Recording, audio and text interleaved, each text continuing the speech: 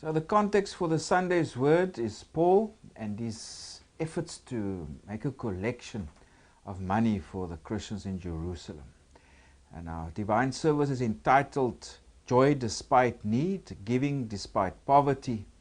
And our Bible words from 2 Corinthians 8 verses 2. That in a great trial of affliction, the abundance of their joy and their deep poverty abounded in the riches of their liberality. So Paul is speaking here about the generosity of the Christians in Macedonia, but we'll come to that. So Paul, this is now what's in the New Testament, his second letter to the Corinthians. Of course, he wrote actually two before this. The first letter we don't have. This is mentioned in 1 Corinthians. Then he wrote 1 Corinthians, and now it's 2 Corinthians. There's even talk that 2 Corinthians is made up of different letters being put together. But that's not so important for us for the Sunday. But chapters 8 to 9 of 2 Corinthians, they deal with Paul's efforts to collect money for the poor Christians in Jerusalem. And you'll read about this collection of Paul in several places in his epistles. Now, this started when Paul, already before he went on his missionary journeys, when he was based in Antioch. If you go read there in Acts 11, there, verses 25 to 30, it speaks there of this prophet that came from Jerusalem to Antioch, and there was this one prophet called Agabus, and he said, look, there's a famine is coming, and there's trouble, and so the people, especially in Jerusalem, also the Christians, they were heavily affected by it. And the church in Antioch made a collection, and they sent it with Paul to Jerusalem. So there was already a previous effort of collection. Now this is the second effort. And when Paul went up to Jerusalem, we read of this in Galatians 2 verses 10. He went there with Barnabas about this issue of him going to Gentiles and his mission work, and issue of food laws and the trouble. But it says there that the pillars of Jerusalem, they gave him right hand of fellowship. And if you read in Galatians 2 verses 10, he says there, they desired only, he's referring now to James, Peter and John. These were like the pillars of the church in Jerusalem. They desired only that we should remember the poor, the very thing which I was eager to do. So from his time in Jerusalem, this reference in Galatians 2 verse 10 refers to his second visit to Jerusalem. And they told him, your mission to the Gentiles is good. Remember the poor in Jerusalem. So Paul said, okay, now I will do that. And that's what Paul refers to here in Galatians. So, in 2 Corinthians, this is part of it. And from about 53 to 57, the years 53 to 57 AD, he was involved in this collection. As he went around and he went on his missionary journeys, etc., part of his missionary journeys was to tell the Gentile Christians, please help to raise money for the poor in Jerusalem. Now, why the Christians in Jerusalem were poor, that could be for several reasons. Number one is because they were Christians, followers of Jesus. Maybe many of them became ostracized. In other words, their families kicked them out. Because in the ancient world, the family was your social security. It's from them that you got your food, your place to stay, etc. So if you were evicted from your family, you were vulnerable. You had no source of food, no accommodation. So many of these Christians in Jerusalem could have experienced that. But there's also this famine, like that prophet Agabus said. Especially in the year 46 AD, there was a severe famine and the people were severely affected. There was lack of food. And so the early Christians, they would have also, in Jerusalem, they would have also been affected by this. So Paul went out on this mission.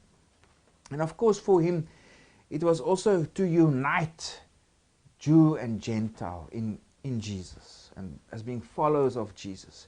Because the spiritual riches and abundance came from the Jews in Jerusalem. So Paul also says in other places, now we can also give of our abundance, but in material terms, so that the two can come together. It's to create unity. It's also for Paul to convince the more conservative in Jerusalem, no, the Gentiles, they're also part of the faith. And yeah, they are. They're helping you. This is their donation for you. So there were several purposes here that Paul also tried to accomplish with this. In addition to this, he was asked how remember the poor. So from 53 to 57, this was a constant part of his mission to collect the money. In 2 Corinthians 8 and 9, it focuses on this. Now, so Paul discussed, earlier in 2 Corinthians, Paul discussed the mission of Titus to Corinth. And now later in chapter 8, he also speaks of, look, I'm going to send Titus to you again. And now if you look at our literary unit, it's chapter 8 verses 1 to 15. And that's completing the collection already started. So Paul is here encouraging them, look, you've started this, let's finish this now. And of course, his relationship with Corinthians was also not too great. So the language he uses here is very kind and generous. He doesn't refer straight to money, because of course many who were in Corinth were also suspect of him and his motivations. So Paul must be very careful how he approaches this issue. So and he writes about this grace or this matter or their generosity, etc. It doesn't say your money that you are giving. So he uses other kind of language. And in this textual unit, what he does, he uses comparison. Now, if you look on the screen, there's Corinth, and this is where Paul is writing this letter to. And then he also speaks about those Christians in Macedonia. And yeah, we're speaking of the congregations there in Thessalonica and also in Philippi. And yeah, he compares in a friendly way. This is about friendly competition between the Christians in Corinth and also the Christians in Macedonia. In other words, those in Philippi or Thessalonica. Paul encourages friendly competition. Like maybe today, in various congregations, they say collect money for a charity, and there's a friendly competition who can gather the most money. So Paul uses this friendly competition, a sense of comparison, where he compares the Corinthians with those Christians in Macedonia. Now if we go to chapter 8, 2 Corinthians chapter 8, from verses 1. Paul says there, moreover, brethren, we make known to you the grace of God bestowed on the churches of Macedonia, that in a great trial of affliction, the abundance of their joy and their deep poverty abounded in the riches of their liberality. So that's also our text word.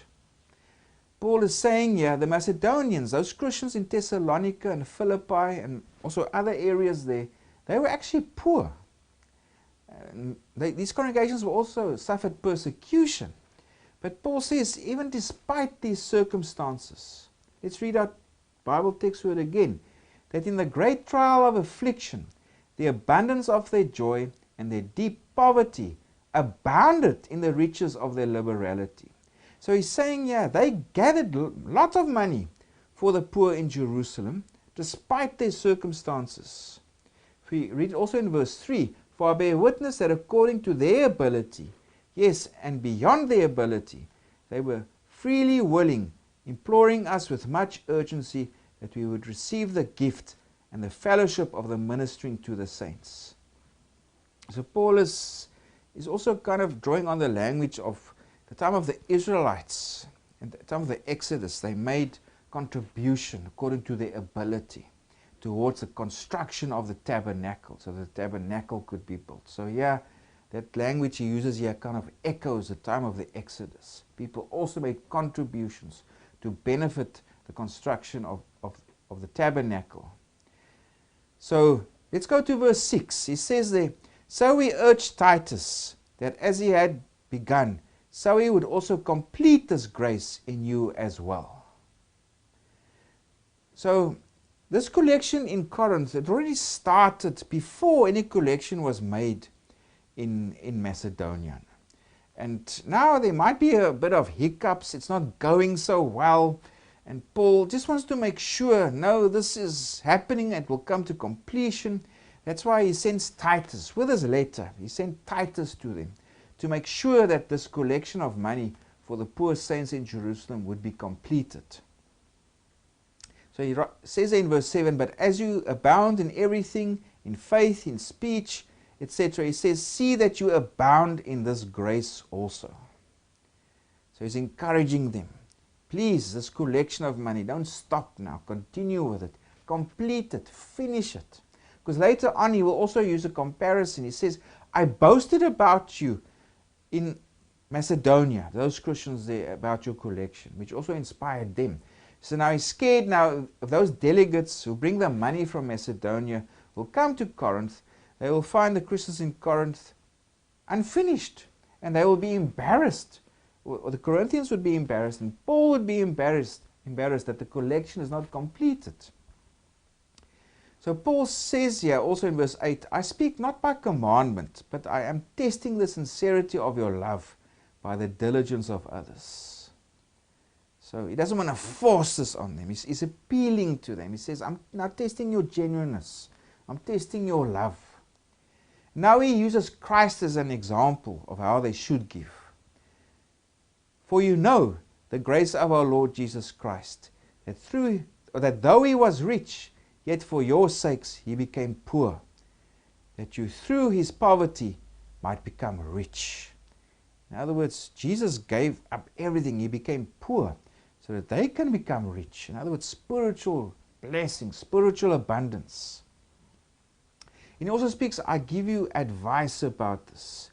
And it is to your advantage not only to be doing what you began and were desiring to do a year ago. So he speaks already about a year ago already we started with this collection. Now let's complete this.